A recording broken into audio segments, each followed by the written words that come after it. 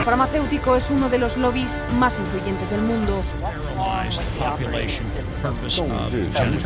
应对挑战，利益行力量，破解难题。 Конечно, должны работать кооперативно, должны... Farmacéuticas tienen demasiado poder.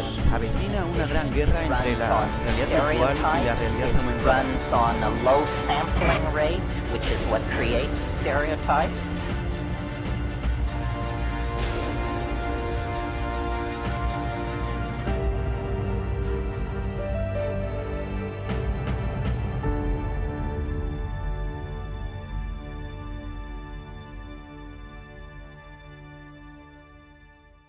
Hola, ¿cómo están? Bienvenidos a esta nueva edición de Humo y Espejos. Un placer, como siempre, encontrarlos a cada nueva edición. Hoy quiero hacer un agradecimiento especial a Ana María Quiroga, quien nos ha apoyado de todas las maneras posibles. Sus mensajes siempre me llegan, así que muchísimas gracias por todo este apoyo incondicional. Esperamos estar a la altura para responderles siempre.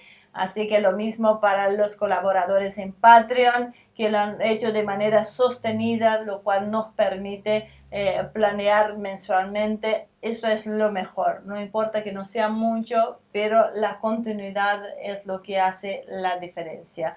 Así que muchísimas gracias a todos ustedes, aquellos que todavía no se animaron, prueben el Super Chat. El Super Chat es este signo de pesos que está abajo del chat en vivo, que pueden elegir la cifra que ustedes consideren. Ahora sí, vamos con nuestro invitado de hoy. Hoy vamos a Moscú, vamos a hablar con Nikolai Mikhailov.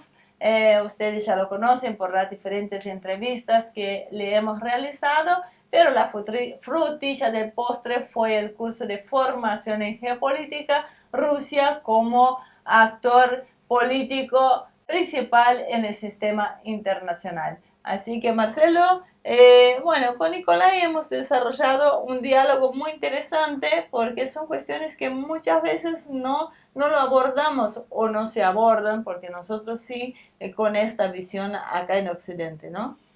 Seguro. Yo creo que lo que está pasando en Estados Unidos está quebrando el paradigma. Los que admiraban a Estados Unidos se están dando cuenta de que están quedando un poco huérfanos porque la sociedad ha quedado partida y probablemente esto solo va a evolucionar para peor. Y aquellos que lo criticaban tal vez a veces no entienden lo que estaba en juego. A veces también hay una visión muy maniquea, muy blanco-negro, muy binaria. La idea con Nikolai es analizar un poco en profundidad esto, pero no tanto desde el punto de vista político, técnico de lo que pasa en Estados Unidos, sino de lo que pasa en general en las sociedades, básicamente las occidentales y en cierta medida también en la sociedad rusa. Si bien ellos tienen algunos anticuerpos más que nosotros y aparte tienen un liderazgo que tiene más claro cuáles son los desafíos que enfrentan, a diferencia del nuestro que parece no comprender esta situación, creo que va a poder hacerse un aporte interesante. Muy bien, vamos entonces con nuestro invitado de hoy. ¿Cómo estás, Nikolai? Un invitado, vos sos uno de estos invitados esperados. Hay mucha gente ya esperando esta entrevista, así que bienvenido nuevamente con nosotros. Gracias por invitarme y gracias por esta oportunidad de seguir intercambiando ideas, ¿no? Como habíamos dicho, tu cierre del último módulo del curso de formación en geopolítica en Rusia como un actor político central en el sistema internacional dejó muchas ganas de seguir avanzando en este tema. Diste en la tecla justa que estaba buscando todos que estaban siguiendo, así que vamos por este rumbo hoy. Bueno, de acuerdo. Si soy yo el culpable, ¿qué vamos a hacer? Seguimos. Bueno, una de estas culpabilidades buenas. Así que bueno, vamos a arrancar por Estados Unidos, ¿no? Porque lo que sucede en este país del norte, con una indefinición electoral y la violencia creciente, desnuda, como bien lo dijeron en el curso, la quiebra de un sistema, no solo en Estados Unidos, sino en todo Occidente. ¿Vos podrías decirnos, a tu juicio, ¿Qué puede ser? ¿Qué pensás que está pasando? Evidentemente se trata de una crisis grave, de una crisis sistémica, se puede decir, hasta que podemos llamarla la situación que se aproxima a la tormenta perfecta. De todas formas, para mí es una crisis de índole civilizacional cuando la civilización occidental, como la llama Arnold Toynbee, y que es una red de gobernanza supraestatal globalista, se choca con las civilizaciones autóctonas bien enraizadas, con sus gobiernos soberanos. O sea, me imagino que el conflicto entre los republicanos y los demócratas, aparte de muchas otras cosas, es el conflicto de carácter civil.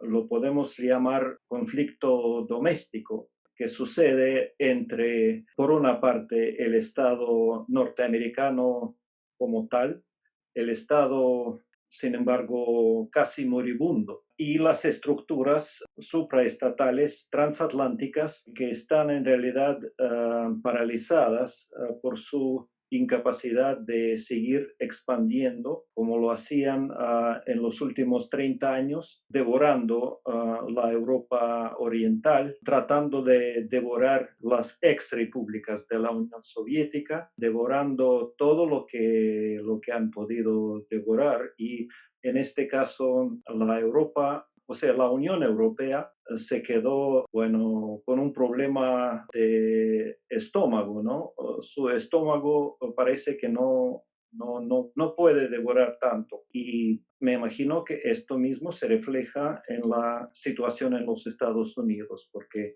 los Estados Unidos tampoco tienen fuerza suficiente para seguir actuando como han actuado, digamos, en los últimos 10, 15 años, antes por lo menos al comenzar la crisis del 2008. Esa es la visión que tengo.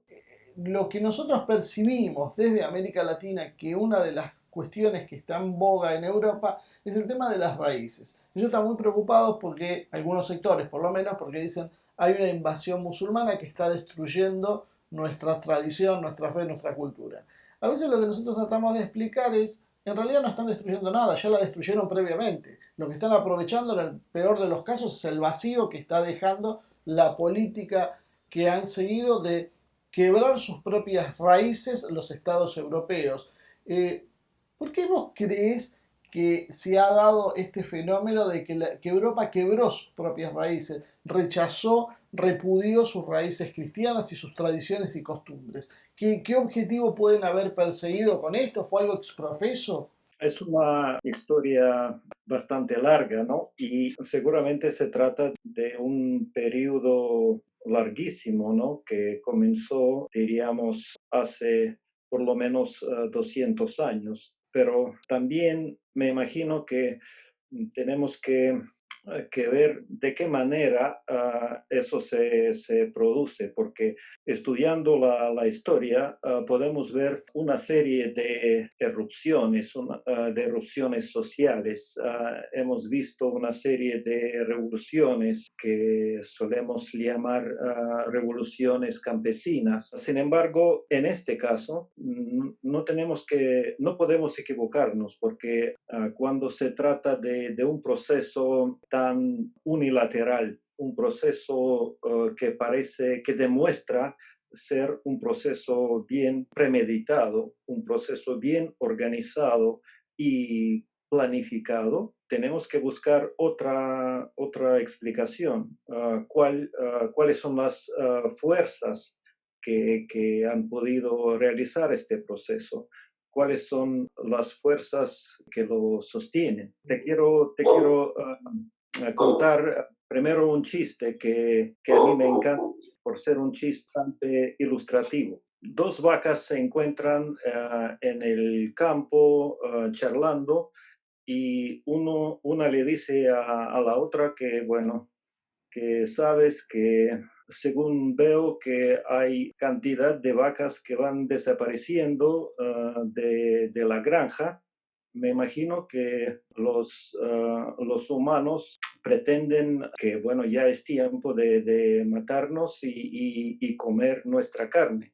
Y bueno, la otra responde que no, ya estoy harta de tu teoría conspirativa de siempre y ya no me molestes más, por favor. O sea, hay que volver al tema de conspiración, porque yo soy partidario de que hay muy pocas cosas en la historia que suceden sin alguna conspiración previa. O sea, para organizar algo hay que ponerse de acuerdo del plan, de la estrategia. Entonces, no cabe duda que cualquier revolución social, a partir de la famosa revolución burguesa en Inglaterra, ha dado resultados gracias exclusivamente a una conspiración bien premeditada y bien organizada. Hasta que podemos decir que a partir de aquel periodo, toda la historia de Europa moderna demuestra la existencia de un plan, de una estrategia sin término fijo, con el objetivo de debilitar los imperios continentales, la sociedad tradicional, la fe cristiana, cualquier cosa que tiene historia, que tiene tradición. Y está claro que un plan de esa magnitud y duración sin precedentes en la historia solo podría llevarse a cabo por una red secreta con múltiples niveles de seguridad, la imagen de la cual podemos observar en el billete de $1 norteamericano. O sea, cuando prestan atención cómo está esta imagen, podemos ver que se trata de una pirámide que está separada, bueno, que tiene muchos niveles de toda forma, pero lo importante que la fuerza líder, o sea, esta fuerza que está detrás de todas esas operaciones sociopolíticas, esa fuerza está separada y invisible. Y bueno, eso es para mí lo más importante que tenemos que saber cuando hablamos de este tipo de organización, cuando hablamos de este tipo de estrategia, ¿no? Y repito que sin una organización, o mejor dicho, una red que está excelentemente organizada, no es posible llevar a cabo ningún tipo de política a largo plazo. Esto que estás planteando me lleva a preguntar una duda que uno siempre tiene. ¿Por qué este tipo de organizaciones le dan tanta importancia al simbolismo? ¿Por qué dejan como mensajes crípticos que puede ser eso, en la diagramación de ciudades, determinados monumentos que aparecen? ¿Cuál es la necesidad de hacer eso?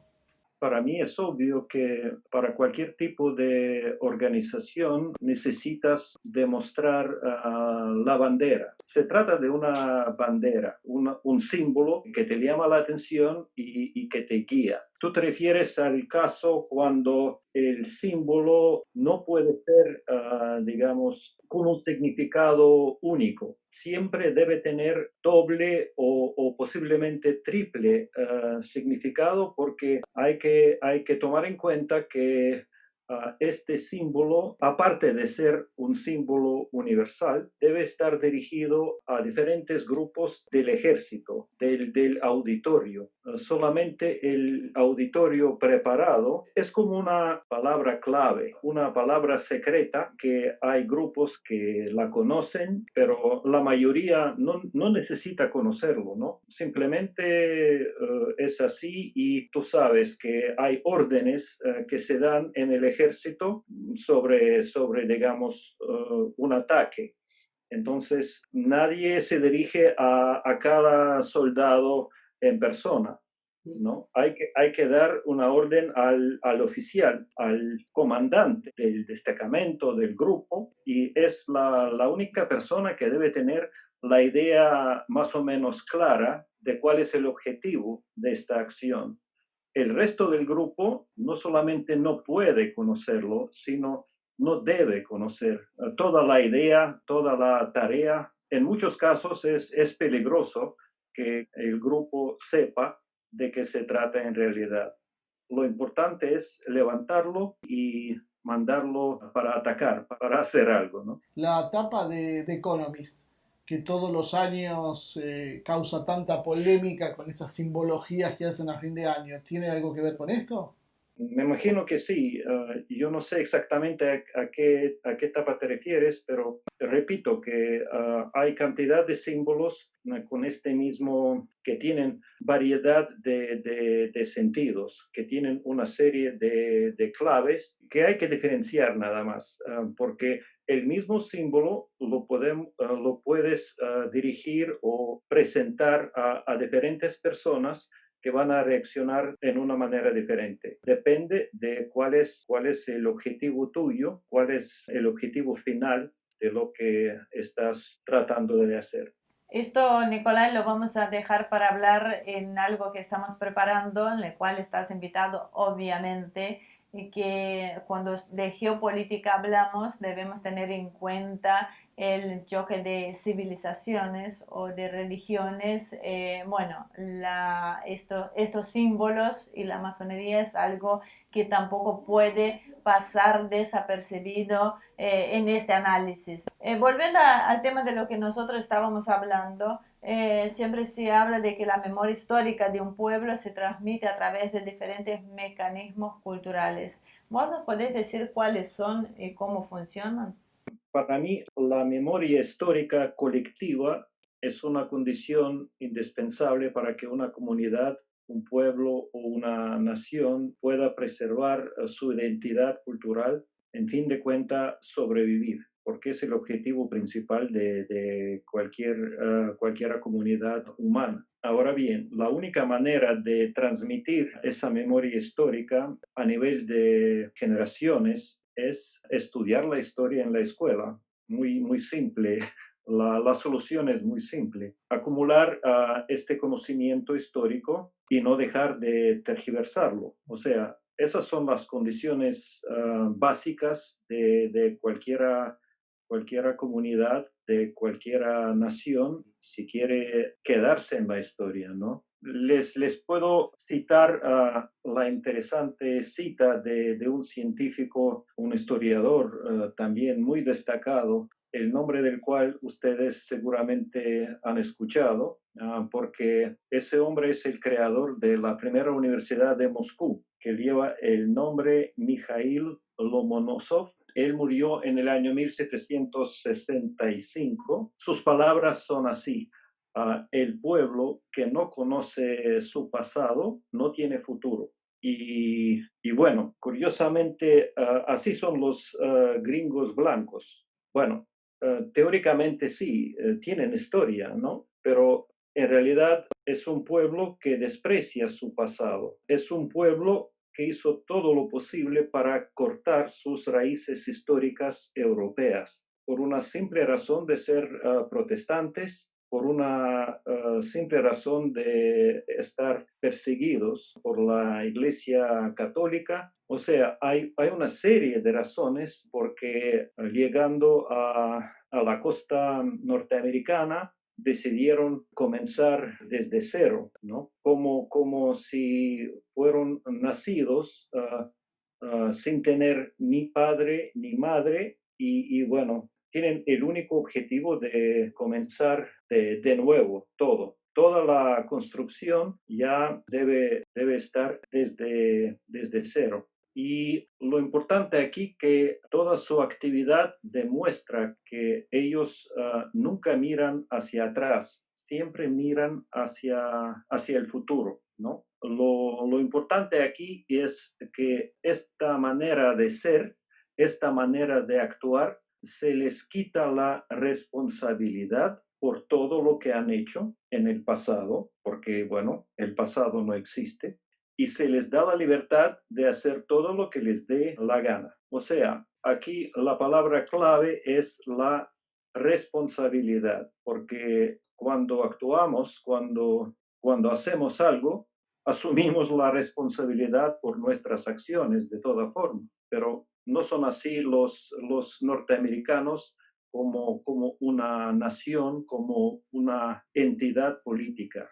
en su política no asumen la responsabilidad y lo que hacen es simplemente siguiendo su plan de origen y olvídate.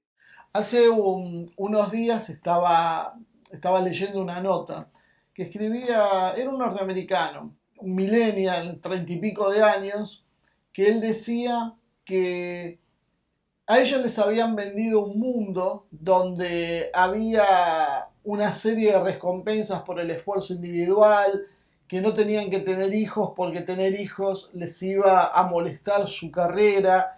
Y después ellos con el tiempo fueron descubriendo que todo eso que les decían era mentira, que al final el trabajo por el cual tenían que postergar su vida terminaba por ser algo poco glamoroso, tedioso, no tenían con quién compartir, se empezaban a encontrar solos, empezaban a encontrar que no había una familia detrás, no creían en las religiones porque las religiones eran supercherías, que la ciencia había demostrado que no tenían sentido, y que en definitiva lo que llegaba a la conclusión es que después de experimentar ese modelo de vida durante 20 años por lo menos, había llegado a una conclusión de que su vida estaba vacía, que no tenía sentido, y lo que le pasaba a él le pasaba a toda la generación, y que eso un poco también explicaba por qué vemos todos estos conflictos sociales en Estados Unidos. Entonces lo que a mí me llegaba esto a pensar, si esto en realidad lo que están haciendo es prepararnos para un próximo paso que es el transhumanismo, donde nos están despojando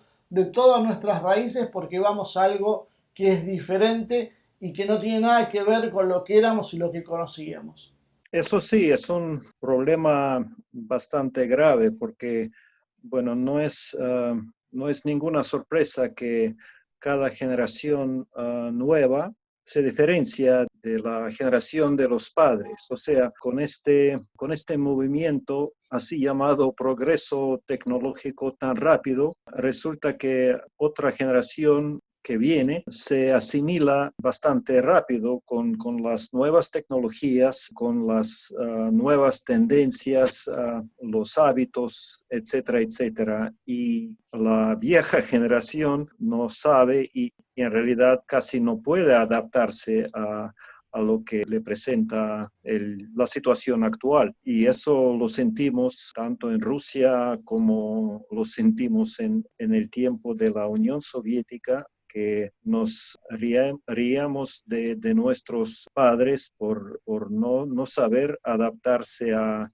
nuevas cosas, simplemente por no tener experiencia, no tener hábito de adaptarse tan rápido, porque la tradición como tal no calcula el tiempo en términos de años, sino para la vida de un pueblo, de una nación, siempre se trata de generaciones, se trata de procesos relativamente largos y bueno, lo interesante de la actualidad y de lo que nos presenta el tiempo nuevo, así llamado tiempo nuevo, es que este tiempo corre mucho más rápido y todos nosotros lo aceptamos, todos nosotros lo sentimos, que el tiempo corre, el ritmo se cambia mucho, ¿no? Y bueno, no solamente los jóvenes o la última generación en el occidente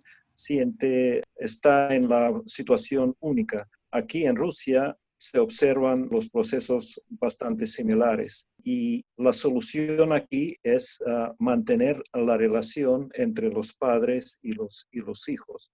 Si esta conexión se pierde, bueno, quiere decir que el rebaño joven se despide del rebaño viejo, ¿no? Y sigue al pastor ajeno, al otro pastor que es extranjero, que tiene objetivos que no tienen nada que ver con los objetivos del rebaño doméstico, ¿no? Porque les trata de llevar a otro lugar, a ponerlo y bueno, matarlo y comerlo, ¿no? O sea, él no está interesado en mantener este rebaño. no está interesado en darle vida, sino este rebaño en sus manos ya se convierte en un producto comestible. Si nosotros nos remontamos en el tiempo, nos damos cuenta, como yo me refería antes, a los mecanismos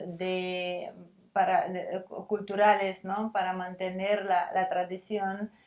Podemos ver la religión como algo que se iba pasando y se mantenían los valores, se mantenía esta actividad. La familia de pasar los conocimientos de padres a hijos. Si observamos a lo largo de la historia, los procesos eran mucho más lentos y era como que se iban adaptando los mayores a las nuevas generaciones. Hoy, en 10 o en 20 años, hay un cambio abrupto y por eso la dificultad que muchos encuentran de adaptarse a estos nuevos cambios, sin tener en cuenta que parecieran que tampoco es lo mejor, porque estos cambios que nosotros hablamos de hace 40 años, como este muchacho que Marcelo hacía referencia, hoy siente este vacío que se espera a las nuevas generaciones. Entonces, esto no parece ser un modelo que se da espontáneamente, no parece natural, al menos por el proceso que se da y por la velocidad que se da, sino que pareciera que cumpliera etapas que son cuidadosamente planificadas. Si podemos saber o intuir quién y para qué han destruido nuestro conocimiento del pasado y de las experiencias históricas, en un modelo orwelliano, si podemos decir de alguna manera, de mentiras impuestas por el aparato cultural en su conjunto.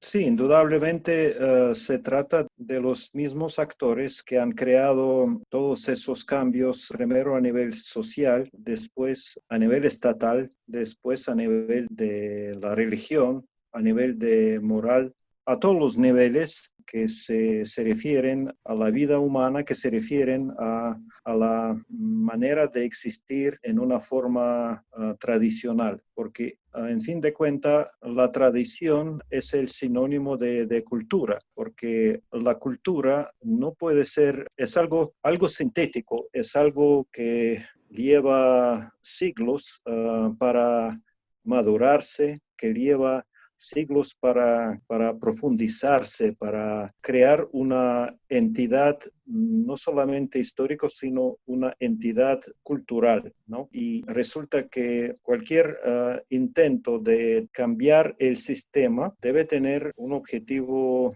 agresivo, un objetivo de romper este sistema para imponer otro sistema del poder que me imagino el objetivo del cual sería utilizar la sociedad para sus objetivos personales, para crear una nueva esclavitud, ¿no? Para que la sociedad se ponga a servir a nuevos amos que están interesados solamente en eso. Y seguramente por esta razón no necesita toda esa cantidad de gentes, porque, necesita, me imagino, más o menos 1.000 millones de servidores y con eso ya todo está bien. No necesita toda la humanidad para eso, ¿no? Porque para vivir cómodo, es suficiente tener un par de servidores que te ayudan, que te traen la comida, que hacen las compras, etcétera, etcétera. Yo creo que más o menos la descripción y en general abordando el tema por distintos ángulos siempre llegamos más o menos a la misma conclusión.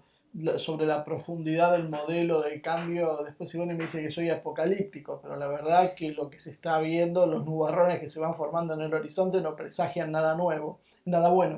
Ahora, ¿cómo podemos hacer para tratar de evitar este proceso? Porque, ¿cómo podemos hacer nosotros para evitar que esto se consolide? Porque cuando vos hacías la descripción de cómo uno construye una sociedad, hablabas precisamente de los valores, de la cuestión de la tradición, de la conciencia de su propia historia, para tener una visión de su propia identidad.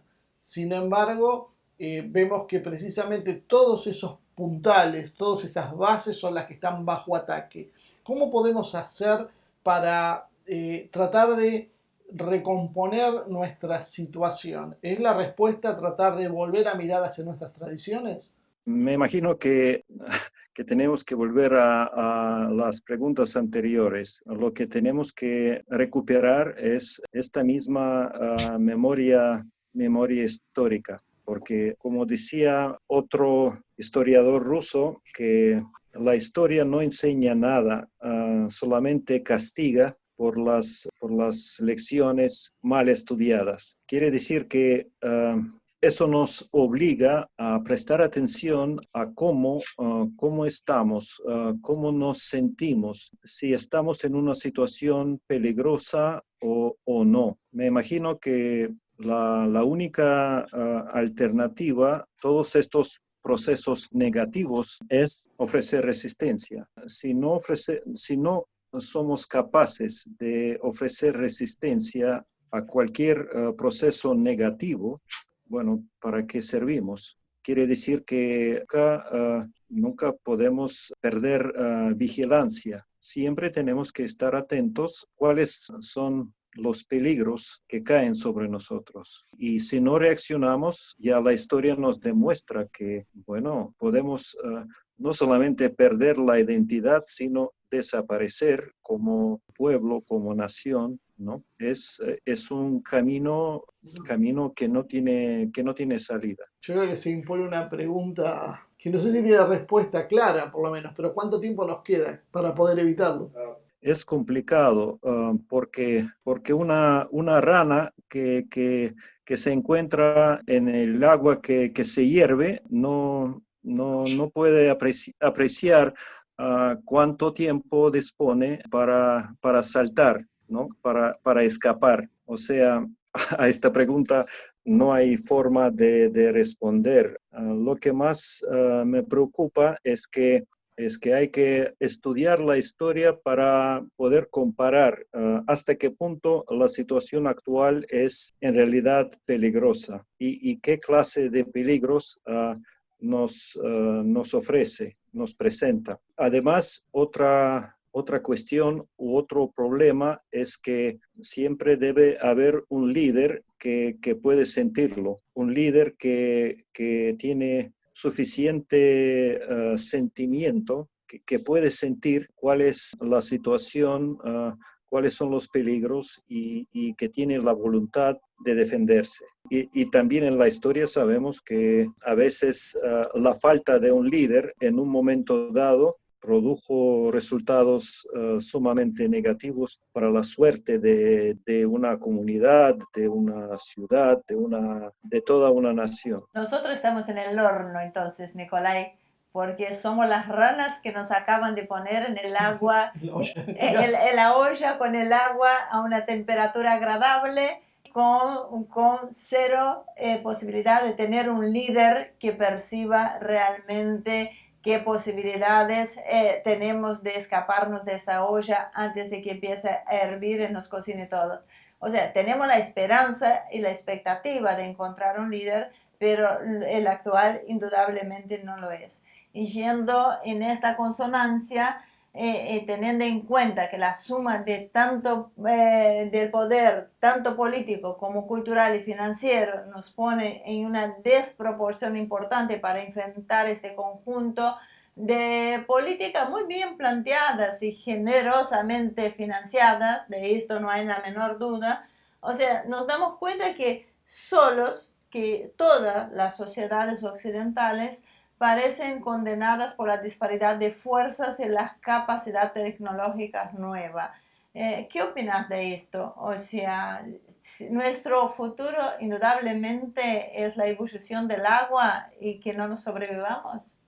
Fíjate que mencionaste la palabra parecen condenadas. O sea, lo importante aquí es la reacción ¿no? Y repito que el ejemplo de la rana en la olla es un ejemplo bastante significativo, porque no solo parecen, sino de veras están condenadas a vivir en el campo de concentración. Pero esa situación no la acepto como una situación desesperada. Primero hay que comprender que, en definitiva, estás en el campo. Quiere decir que la rana, el objetivo de la rana es entender que está en el agua que se hierve. Y segundo, hay que organizar la fuga, la escapada. Como estamos hablando de la historia, les voy a dar un ejemplo. Quiero que sepan que la única fuga masiva exitosa de prisioneros del campo de concentración nazi en Sobibor. Sobibor se encuentra en Bielorrusia, la república en aquel entonces de la Unión Soviética. Entonces, esa fuga fue organizada por la clandestinidad judía, bajo el liderazgo de un pequeño grupo de soldados soviéticos capturados. Y bueno, su líder fue el teniente subalterno Alexander Pechersky. Entonces pasaron algún tiempo pensando, organizando la fuga, observando cómo estaba la situación, y por fin, de los 420 hombres que habían decidido escapar, 300 lograron llegar a la zona controlada por la guerrilla rusa, pudieron unirse con el destacamento guerrillero. Los 130 hombres que se quedaron en el campo fueron fusilados. Para mí es un ejemplo bastante ilustrativo. Bueno, tú sí puedes quedarse, tú sí puedes aceptar la situación y no resistir. Pero bueno, los soldados soviéticos, este oficial, pensaron de una manera diferente. Eso es una muestra de que lo importante aquí no es tanto la tecnología, no es tanto el smartphone, si lo tienes o no lo tienes. Lo importante aquí es la voluntad, porque únicamente es la voluntad que puede quebrar cualquier tipo de sistema de seguridad. Tú puedes hacer cosas imaginables si tienes la voluntad de vencer. Y eso es todo lo que se puede decir aquí, porque si ya estás preso y bueno, piensas que no se puede hacer nada, ya estás perdido, no tienes futuro. Pero si tienes la voluntad de combatir, bueno, hay poca cosa que te puede ofrecer resistencia. Tú te conviertes en una persona fuerte y bueno, y nada te puede detener. La verdad, Nicolai, las últimas palabras, bueno, siempre son las mejores. Debe ser porque ya se nota que estamos a punto de cierre, pero no a punto de quiebre. Es real que debemos alejarnos de la comodidad del agua tibia, de la olla, y buscar esta salida hacia adelante, esta salida de unidad de las sociedades, y no parecer condenados o no sentirnos como condenados, porque si no, sí, como hace Marcelo siempre, veremos un futuro muy, muy desalentador, ¿no? Así que es muy cierto, y te agradezco el tiempo con nosotros, te agradezco tus palabras. Yo creo que tiene una importancia muy especial, porque bueno, estás hoy en un país donde sí tenés un líder que pareciera percibir la necesidad de la población, el sentimiento de la población, y hoy Occidente nos encontramos sin un ejemplo. Muchos lo tenían, como decía atrás de cámara, aún Estados Unidos como el país como ejemplo, quizás no de identidad, pero sí de liderazgo hegemónico en el mundo. Estamos en un proceso de cambio, así que las palabras tuyas hoy yo creo que tienen un valor más que especial. Así que por eso de verdad te agradezco la buena predisposición por estar acá con nosotros y por ayudarnos también a conectarnos con otras personalidades de Rusia para poder entender un poco el proceso mundial, ¿no? Bueno, gracias a ustedes. Chao, un abrazo. Bueno, Nicolai, como siempre, tiene la potestad de hacernos quedar pensando en todo lo que ha dicho, ¿no? Es bastante interesante. Sí, yo creo que lo que vemos es básicamente, creo que al final, cuando él dice, que termina con un mensaje más esperanzador en el sentido de que está al alcance de uno rebelarse contra esa situación, creo que es donde subyace el eje del problemón que nosotros tenemos. Porque para tener esa voluntad de rebelión hay que darse cuenta primero que uno está oprimido. Y lo que han logrado con suma habilidad desde los medios, la academia, desde toda la estructura, superestructura, como quieran llamarle, cultural, occidental, es hacerle creer a la gente una realidad diferente a la que hay. Le han ido quebrando esas bases históricas que decía Nicolai, lo que tiene que ver con todo lo que hace a la identidad. Reescribieron la historia, destruyen el idioma, y hoy vemos, por ejemplo, hace 2 minutos estaba viendo cómo decían que avanza el proyecto del aborto en el Congreso Nacional. Tenemos encuestas, inclusive por gente que es partidaria del aborto, que dice que la mayoría está en contra. Sabemos que la demografía de un país es fundamental para crear un mercado interno y para poder tener una capacidad de producción mayor.